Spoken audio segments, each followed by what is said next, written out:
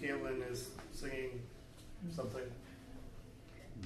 Oh, he's going to perform tonight, right? I assume. Okay. It's highly likely. Yes, I hope so. Okay, anyway, why don't we get started? You know, I often wonder about things like when I hang out with my friends and we play some dumb game like Monopoly and stuff like that, you know, just wondering what the hell made this game so famous and so widespread. I don't know if you have any ideas about that, but, you know, you could ask that of games like Monopoly, but maybe a little higher rated games as well, like we play a game of chess with friends, and okay, chess, the US chess champs were just over. I don't know if you know that. You're probably not as interested, but in any case, you know that the price was almost $200,000. It's like there's some of the money pumped in, and there are many other games. Some of them play like draughts or Go or shogi and all of these, but there are literally gazillions of other variants. Why those that took off and went on? Same with, well, why do we Xerox papers? What does it mean? Well, because Xerox, the company, made a name. And why Xerox? Why not many other companies that were doing the exact same thing? Why Ford and not his competitors? Why alternating current and not Thomas Edison's original idea of direct current, which was a huge debate at the time? And if you have any insights on that, I would be happy to hear, but I'm going to apply this to composers. So why certain composers and not other composers? I thought you were going to tell us how to be rich and famous. Self-help seminar. No. It's I mean, we are going to talk about someone who eventually got to be rich and famous, although it took a little bit of work to get there. But it's still a composer who, up till the 1960s, it's a little overstatement to say he was unheard of, but nobody would have guessed that this is going to be a famous composer. In that he's going to be a solid part of the repertoire. And then suddenly, Monteverdi, operas were performed everywhere. Monteverdi, madrigals are sung all over the place in choirs. It just somehow Monteverdi fits our modern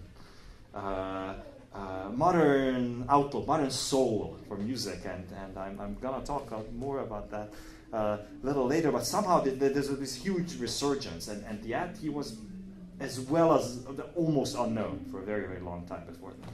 I'm just fascinated. What makes a composer, and what makes him discover? What makes a Bach over a Jan Dismas Zelenka, who's arguably almost as good a composer, and yet have you ever even heard of him? Have you ever Zelenka, this name? Yeah, he's an excellent composer. Yet somehow he did. You know, it's like Colgate made it, but the competitor of Colgate, you don't see their toothpaste anywhere. Even though arguably their toothpaste is not any worse than Colgate. One thing is for sure that there's nothing second-rate about Monteverdi, and that. Somehow his musical aesthetic is really very modern in many ways, and he had to work very hard on it because the aesthetic he grew up with was very, very different from the aesthetic that he ended up with. And in fact, many things that we take for granted nowadays were not invented by Monteverdi, but popularized by him, spread by him. And I'm going to talk about some of those things: major, minor tonality, the figured bass, modern harmony, you know, these things that at the time were even controversial sometimes, or actually sort of, it's Monteverdi's fault, I should say, that we think on those terms, and that Baroque, classical, romantic eras thought of those terms. So, who is this person? So Monteverdi, he was born in Cremona in 1567, the time that, you know, towards the end of the Renaissance, and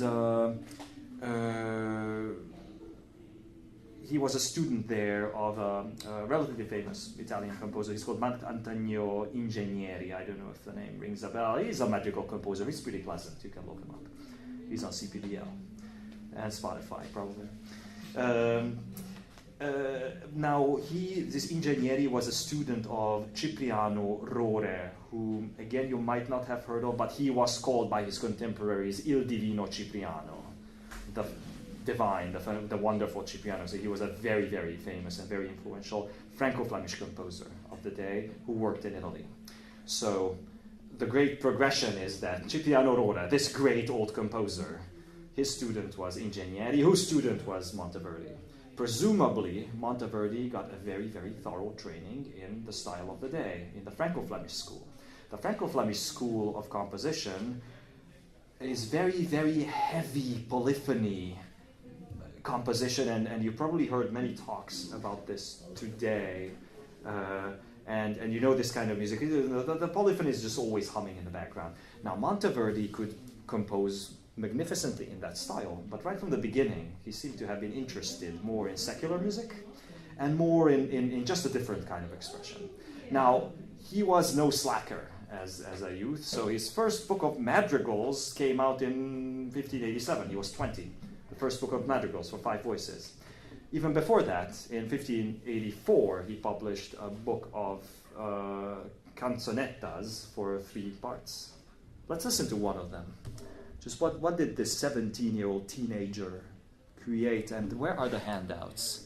Monique never actually gave me the handouts. Let me get that.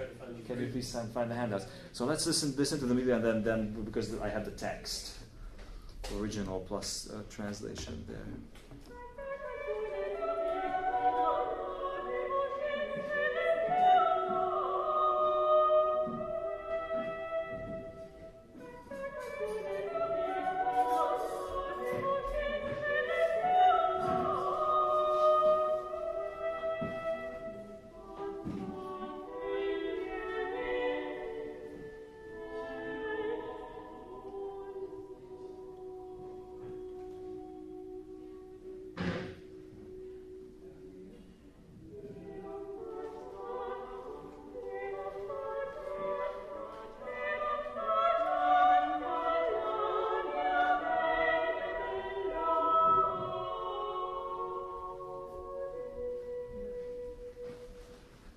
So that was verse 1, and there are 2 more verses. Do you notice anything about the style that you might think of as interesting? Anything that catches your ear?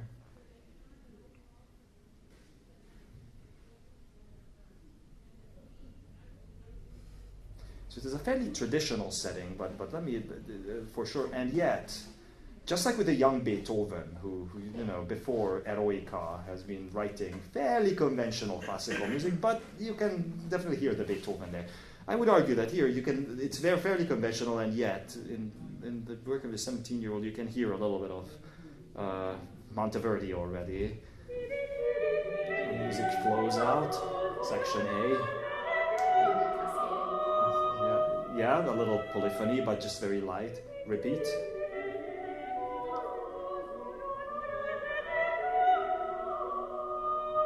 Listen to the next line.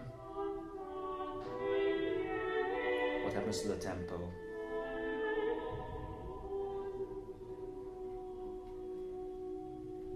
Is this what you're used to hearing in this church? No. And then back.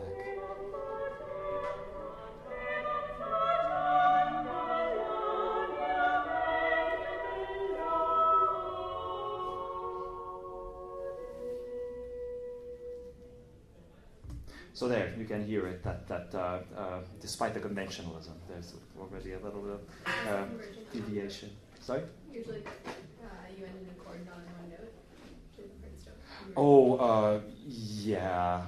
I don't know if that means much in this, but yes, it doesn't end on a chord, just a single note. Not even an empty chord, which is what people did in the early Renaissance. And then after that, they in Monteverdi's time, they definitely like to fill it out already. Yes. So, these are kind of the works he wrote as a very young and obviously industrious person. And then he got his first job in Mantua with Vincenzo I of the Gonzaga family. Now, he was a kind of a typical Renaissance duke. Very pompous, have lots of very hedonistic, lots of quirks, but a great patron of arts. So he actually pumped a lot of money, not just into warfare, but also into this group of people, which, by the way, included lots of illustrious composers. So actually, there was a class here about Solomon Rossi, I believe, earlier. Yes. He was working, actually, there was a senior of Monteverdi in that group, and Jacques de Weert, Franco-Flemish composer who was working in Italy as well. He was Thank you so much. So now you'll get a chance to actually read the text. Two-sided for now. There we go. So let me play the last verse for you, but you can look through the verses and see how.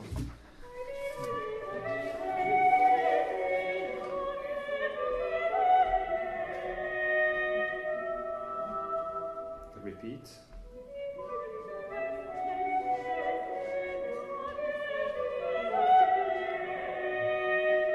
Now line 3.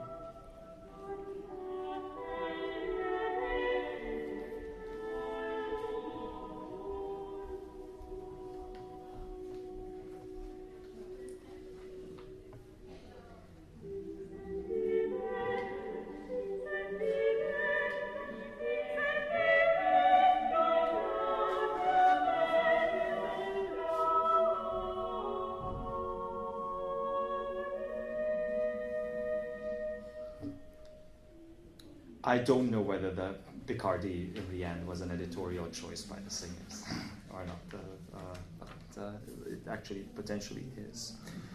So yeah, that's a very young Monteverdi, who then in the Gonzaga court in Mantua had lots of duties, relatively low salary, and had sort of ups and downs. Like he married one of the singers there I have this down here, 1599, who passed away in 1607, and actually one of their children also died. So Monteverdi never remarried, by the way, after that, and he was at the height of his creative powers and in a very, very bitter mood. Also, he has lots of letters that remain, and it's kind of obvious that he knew what he was capable of doing, and he bemoans the fact that they sort of take his achievements for granted. Like, of course, this is the quality anyone produces, so you get the lowest salary that is associated. So he did not appreciate that.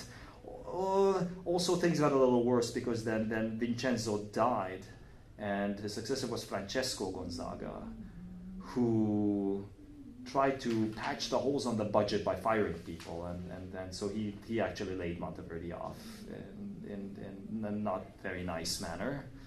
So then he was sort of hanging out around that area without regular employment. But then, in 1613, he got a dream job, and that was in Venice as the director of San Marco, the church. And that was a very prestigious position with a big salary, which was raised then further. He played an instrumental part in improving the quality of the performance there, at least according to contemporary descriptions. Improved it a lot, and he stayed there to the end of his life. Now, Monteverdi composed in many genres. The madrigal is one that goes through his whole career. I believe this is not the group of people where I have to explain what a madrigal is, but if you need some information, I will tell you. So it's a short secular song. This was a madrigal that we just listened to, basically. It's a short secular text set to multi-part music. Monteverdi's style of the madrigal changed quite a bit. At first, he was mostly like this, conventional, but then came his fourth book of madrigals. His fourth book of madrigals was criticized by a contemporary music critic called Giovanni Artusi, and he was claiming that it's indecent and that it's not quite new. And so we're going to listen to one of those. That's the next song on your Liad. It's Zefiro Torna. You might recognize the poem. I'm not sure if this is taught in high school here. Does anybody recognize the poet or the form of the... So this is a Petrarchian sonnet, right? The 4-line, 4-line, 3-line, 3-line breakdown. And this is indeed by Petrarch. If you look at the text, and I don't know how much you know about Petrarch, but he had this literary lady in his life who we're not sure if it was a real person or not, but supposedly Laura, the lady of his heart, died in the plague. And this poem is about that the spring returns. It would all be fantastic, except his life is all sorrow. So let's see how Monteverdi set it to music.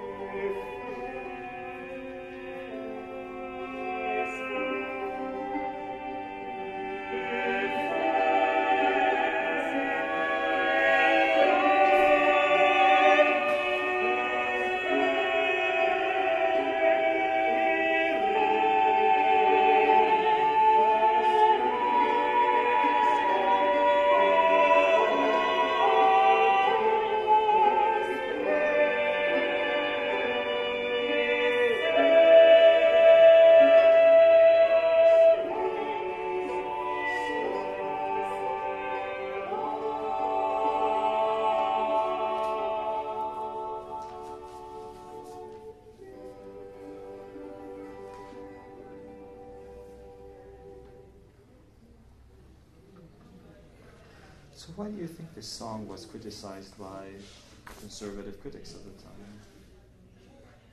Couldn't sing it.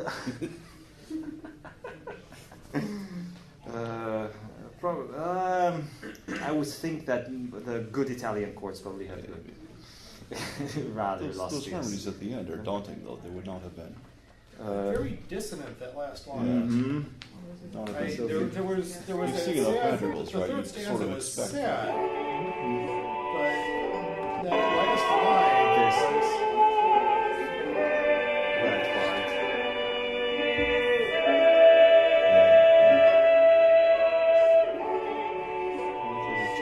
quite go that far enough. Yeah. Those little bits, yes. Yeah, so definitely did not approve of those as much as we do. Of course, it's easy to say that our ears are trained on much wackier stuff, so we have it easy. Their ears were trained on Schoenberg. I'm sorry? What do you think? Like they never heard Schoenberg, for example, to train their ears on very heavily dissonant things. So we might take many things for granted, and this might not even sound terribly extreme to my ears. Now, of course, if you listen to lots of madrigals, you can hear that this is not what they usually put in there. But these kinds of it's fantastic. The expressive dissonance that Monteverdi was really emancipating, and some music critics did not like it. There are also more subtle things here that are not evident at all. For example, Monteverdi's use of modality and some of the rules of voice leading, he just doesn't care. He sets it the way he wants to set it. Many of the old rules sort of go out through the, what do you call this? The sieve, yes, exactly. So the parts that are not needed, he just doesn't use. So, if you're a conservative music critic who grew up on the Franco-Flemish tradition, then you say, this is not how you write music. I mean, what are we doing here?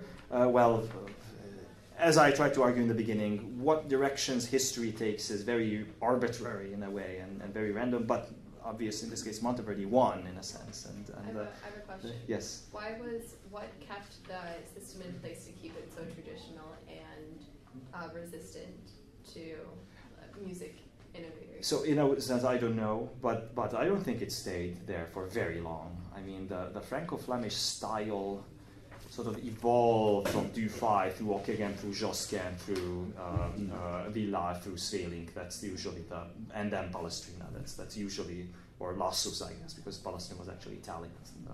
Lassus of Franco-Flemish. That's a big progression of the big six.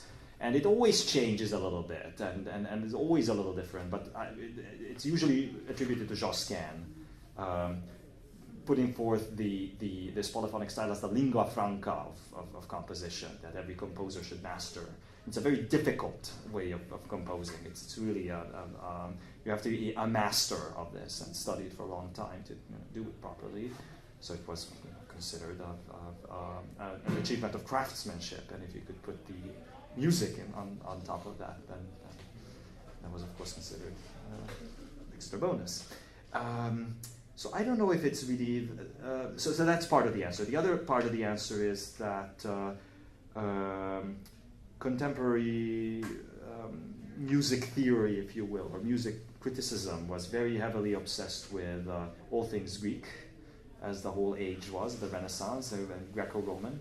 And they had ideas as for how the Greeks would have performed and how the Greeks felt about their music and what kind of emotions it would have created in them. And for example, there's a contemporary critic called Zarlino, and Zarlino has these guidelines for music. For example, that the major sixth jump is very harsh. You should avoid that unless you really, really must for whatever expressive content. But that it's harsh, it's to be avoided. The minor sixth, yeah, that's the major sixth, to be avoided. Yeah, minor sixth, fine. Much more mellow. Cipriano Aurora, who's 2 generations older, I don't know if you know his fantastic madrigal, also on Petrarch's poem, which is crudela acerba inesorabile, this crudela acerba. So that's like a direct violation of the rule on the crudela acerba inesorabile morte, the cruel, inexorable, acerbic death that he's talking about. Monteverdi just took this idea to a completely different level that apparently Artusi was not comfortable with. Yes, talking about Greeks and that sort of aesthetic, of course, Monteverdi was instrumental in the creation of a whole new genre. What's that whole new genre? Exactly. Even opera, even though they didn't call it that at the time, just like they didn't call the Baroque at the time, since it means grotesque and weird, right? The Barocco. But they called it favola di musica, a story in music. And that was a sort of a brand new thing. How many of you attended Kasia's class? Yes. So anyway, those of you who are not there, she was talking about the earliest operas, which came from Jacopo Peri. And the very first one, I think, was lost, and the second one is preserved. And they follow certain principles in the construction of the music, which I believe you will hear tonight because they're going to actually perform some parts of it. Opera was a genre that was consciously invented as opposed to evolved through the time. There was a group of musicians, artists, poets, lots of people under Giovanni Bardi, who was a nobleman in Italy, who had this group called the Camerata. People would come together in this Camerata to talk about music and music aesthetics and in general just art. And in particular, one idea they had is how to recreate the atmosphere of Greek tragedies. They were convinced that somehow the modern listener is not put through the same emotional state that the listener of the antiquity was, that the effect that modern music has on the modern person, that is the Renaissance, is not the same as that in antiquity, where it really had a soul-changing attribute to the music. How can we recreate that? Well, first of all, there's too much polyphony. Let's get rid of this crappy, very complicated polyphony. Let's try to write monodic music, and what's most important, let's try to write music that exactly expresses the emotions of the speaker and takes into account the gender, the social situation, and everything about the actual speaker who's singing. So Jacopo Peri did that, and they wrote the opera. The result is a little artificial in that they're obviously trying to follow these prescriptions very hard. They've I think done a pretty admirable job. I mean, you can judge for yourself tonight. You'll hear the scenes, but it's universally accepted that it really waited for Monteverdi to put some life into the genre of opera. The very first one was written in 1600. Orfeo, Monteverdi's first opera, came out in 1607, only 7 years after the very first genre-founding opera came out. Now, it is kind of in many ways different from what you would think of a modern opera.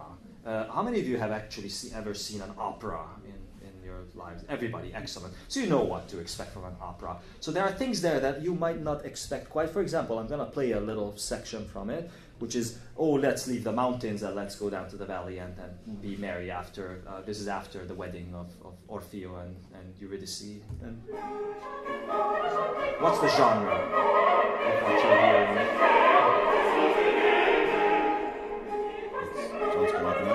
It's a madrigal, yes.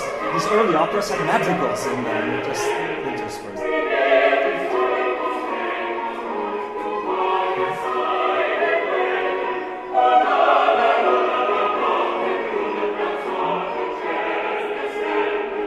What's this called? Instrumental. It's called a ritornello. Just lead the scene through to the next one.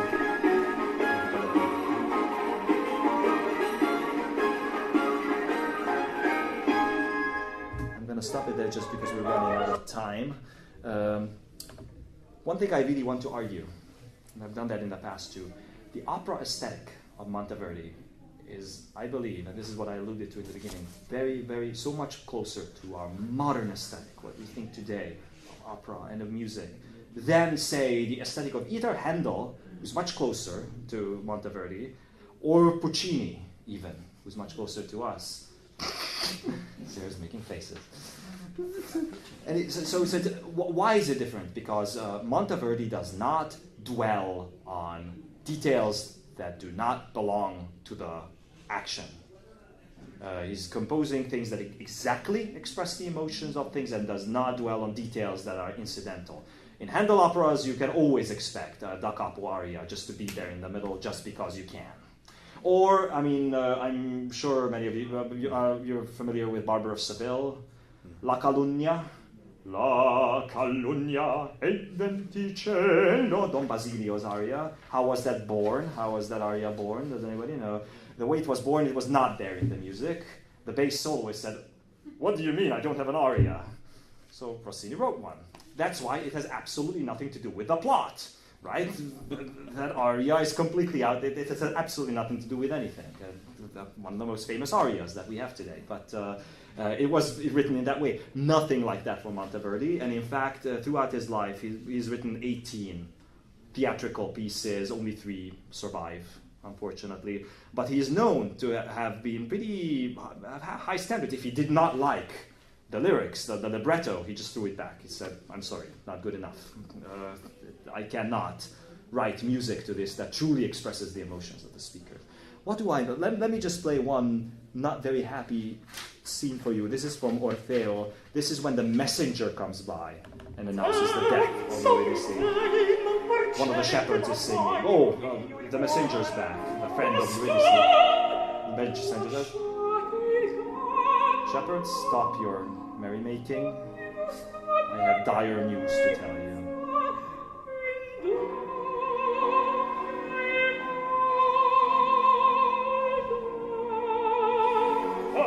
Orfeo, where do you come from? What happened? Speak.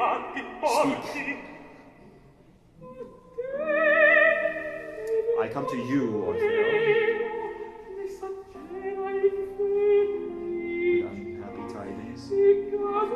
Your darling Eurydice.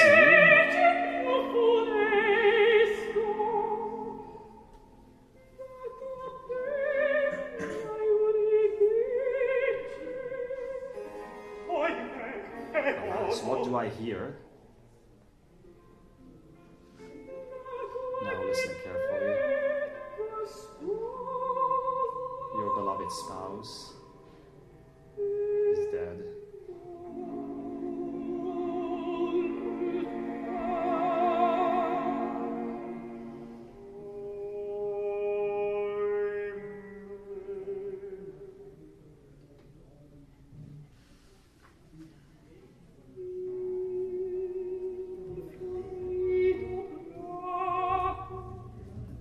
And then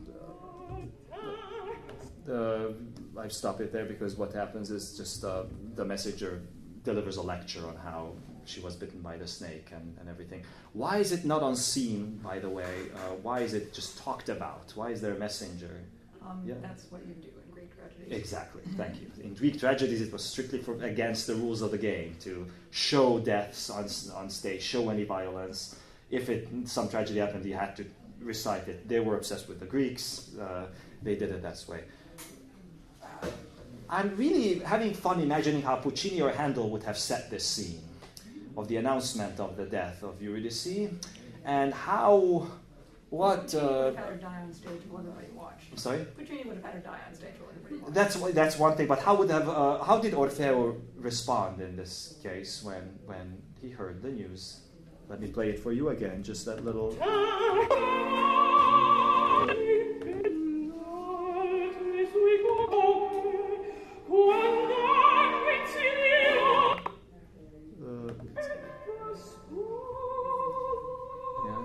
This is it.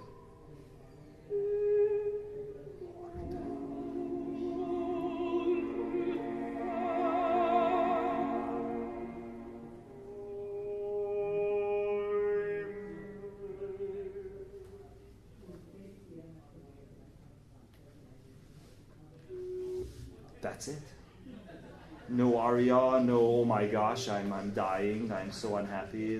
Later on he says, of course, that I'm going to go down to the underworld to recover her, but that's it. And I want to make a point that this is modern opera right here.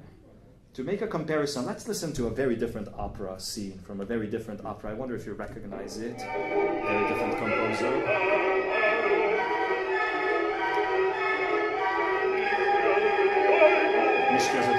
Open the fifth door. This is Ruby by Monteverdi. And now this is the fifth door that's being opened, which is his realm. And now the door open, and you can see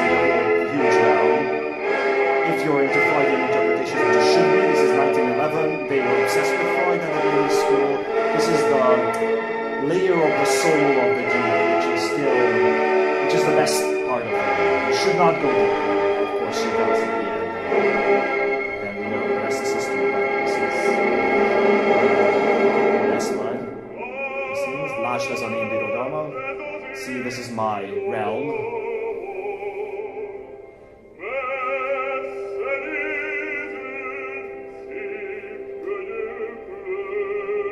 Beautiful and widely spread. Do you agree that it's a large and beautiful country?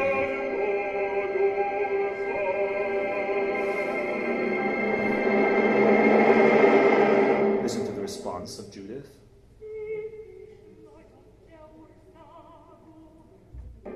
Oops. Where were we?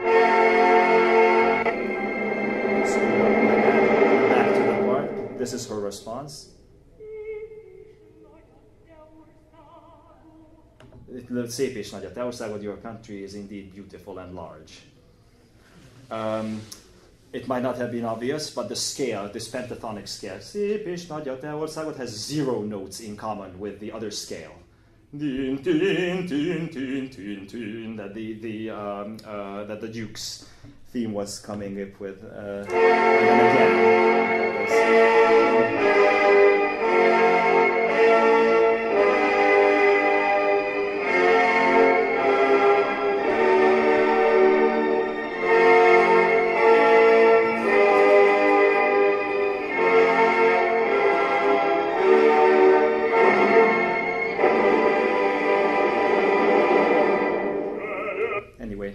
and we were a little short on time, so I'm going to stop it. But then, right, in the modern opera, the way Bartók expresses the fact that the emotional state of the two people could not be more different is through these very subtle methods. And similarly, that's kind of what Monteverdi does in his operas. So it's much, even though his operas are long, 3.5 hours, but there's nothing out of place there. It's just one very tight arc. And the way he thinks is very much how we think, and apparently the way he feels is very much how we feel. And maybe that's one of his secrets and why he was revived and he's so dear to us. The last thing I want to show is that a composition of madrigals sort of goes through his whole lifetime. And I just want to show you one of the last ones, whose text is on the back side, which many of you might know. It's Lamento della Ninfa. It's fantastic. You'll hear it. So let me just tell you the setting, because this is very different. Madrigal, you think 5 singers and they sing their parts. Oh, no. First of all, you have continuo accompaniment. You have solo soprano. And you have a group of shepherds, commentators, onlookers, whatever you want to call, who constantly comment on the situation. They're like sympathetic observers of the situation. Let's listen to Lamento.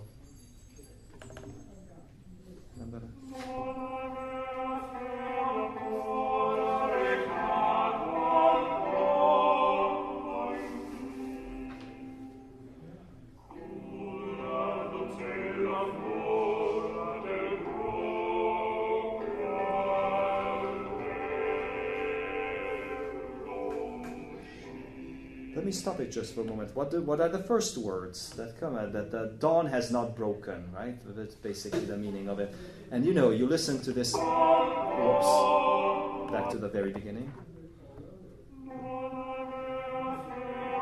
It's like the dawn is unfolding right in front of you. Again, conservative critics said, how can you put this dissonance in right at the second note of the piece? Listen to it again.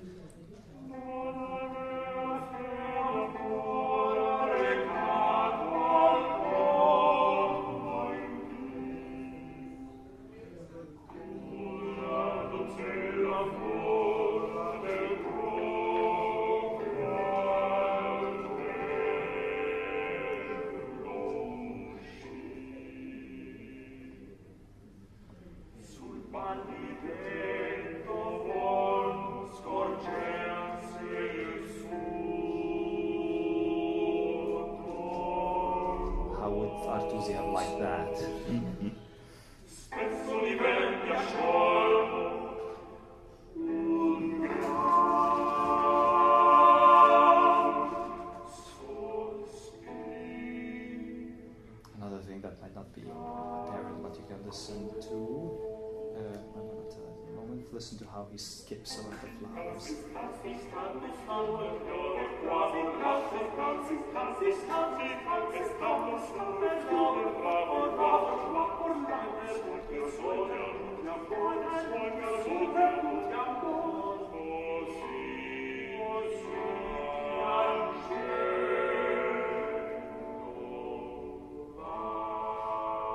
So this was section 1. This was introduction. Now comes the nymphs aria song.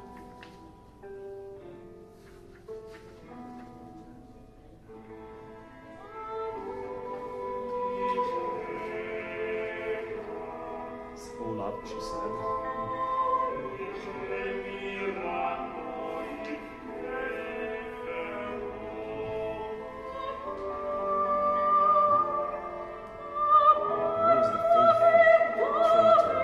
Listen to traitor, traditor. And again, it's like the chord is a traitor, like her note is a traitor to the chord. So.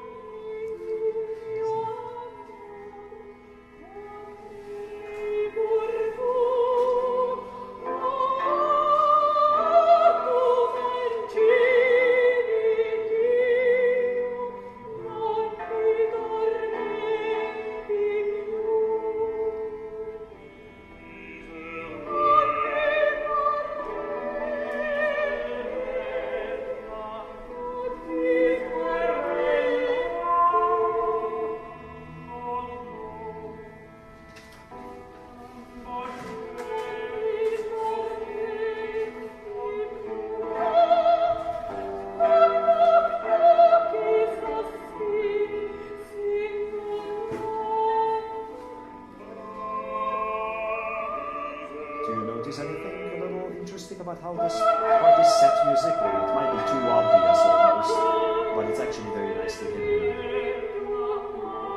in the accompaniment. What's the accompaniment?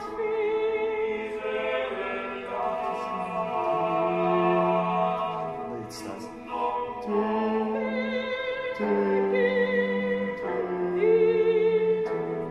Nice.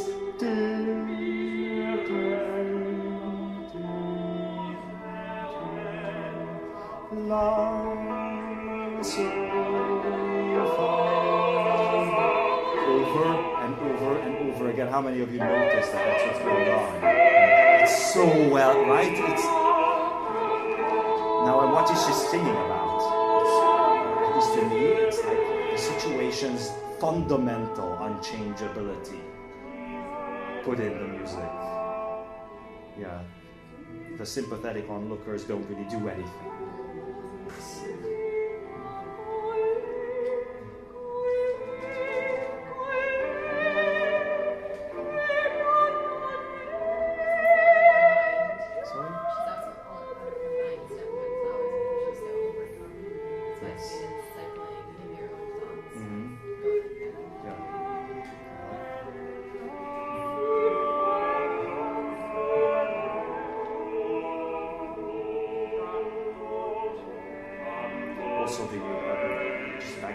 This descending tetrachord has been the symbol of tears flowing in Renaissance and Baroque music, so more Renaissance music.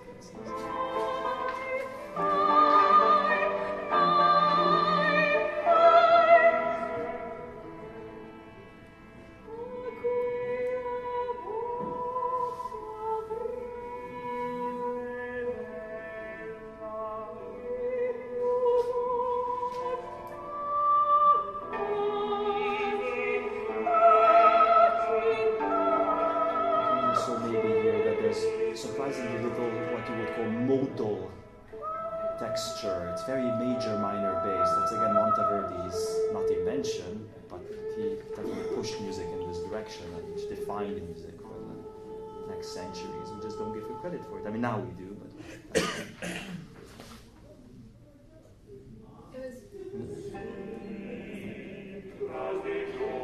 symmetric structure. And you'll see just how symmetric it is.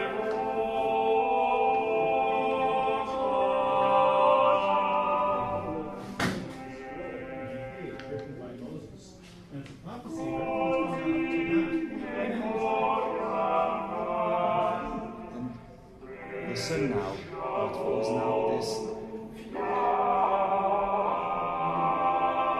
it's almost like undoing the first.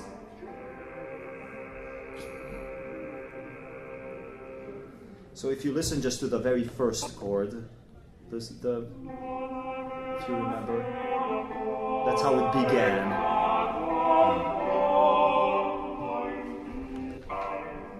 And in the end you get this, exactly the other end. And now you undo the dissonances.